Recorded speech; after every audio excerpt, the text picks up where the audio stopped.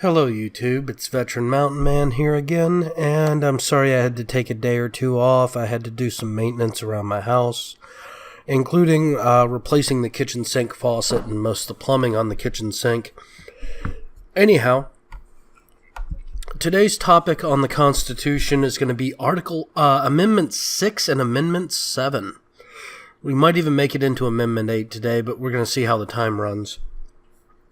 So what is Amendment 6, and what does it actually do? Well, the Sixth Amendment actually mandates you get a speedy and fair trial.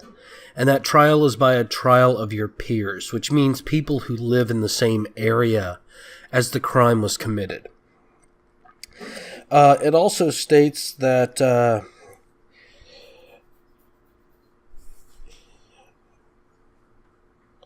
you will not be deprived of life, liberty, or property without due process of the law, and that no private property shall be taken for public use without just compensation.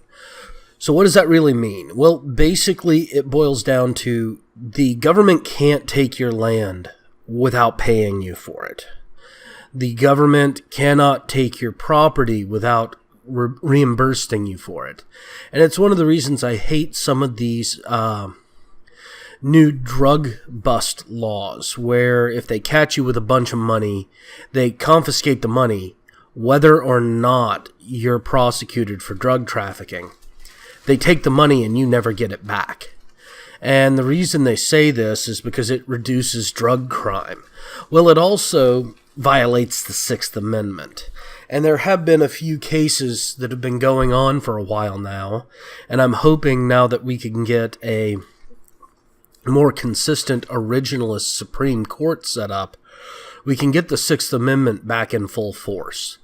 Because taking one's property without compensation and without due process is theft, and it violates all of the concepts of private property law that our country was founded on. It was one of the reasons we rebelled, for crying out loud. And if you don't believe me, go back and listen to my 2 on the Declaration of Independence. I cover a lot of the individual transgressions that the colonists were protesting about. It wasn't we think he said this. It wasn't he got caught on a hot mic that. It was, he's arresting people and taking them off to other countries to try and hang them.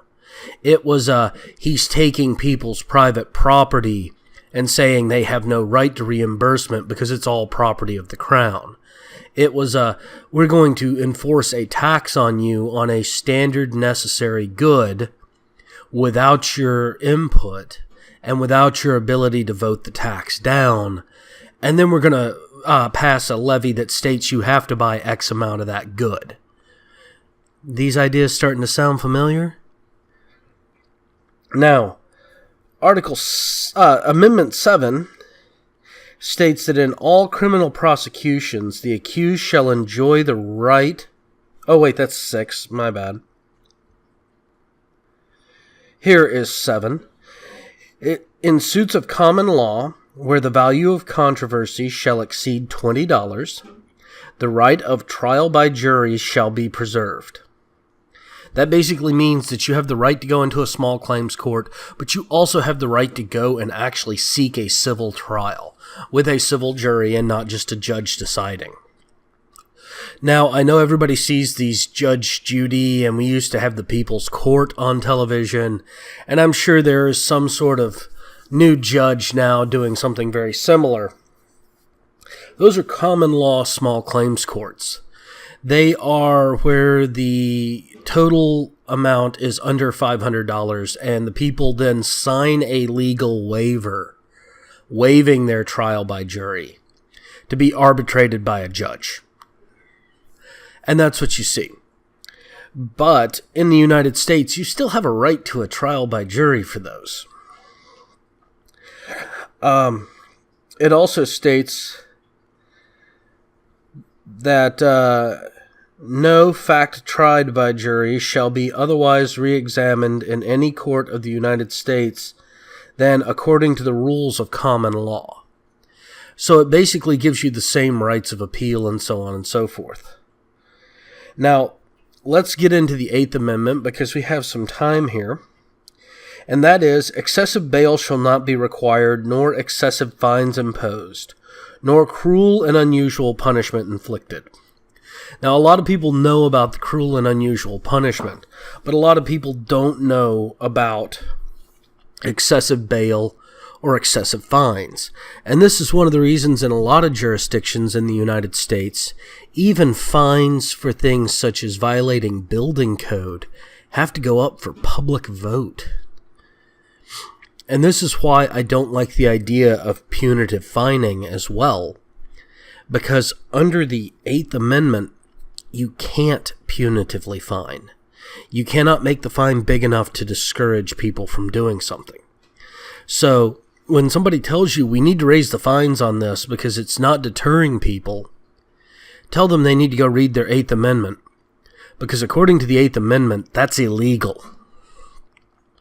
Well, that just about covers it for amendments today. Thank you again for joining me. If you like what I'm doing here, please like and subscribe here on YouTube, as well as join me over at minds.com. As always, I will have links to constitutionus.com below, as well as a link to the National Archives where you can see a full copy of the Constitution, as well as all the amendments, and a link down below to Amazon where you can get a copy for $3 on ebook or purchase a full copy if you so choose. Thank you all again for joining me today and have a nice day.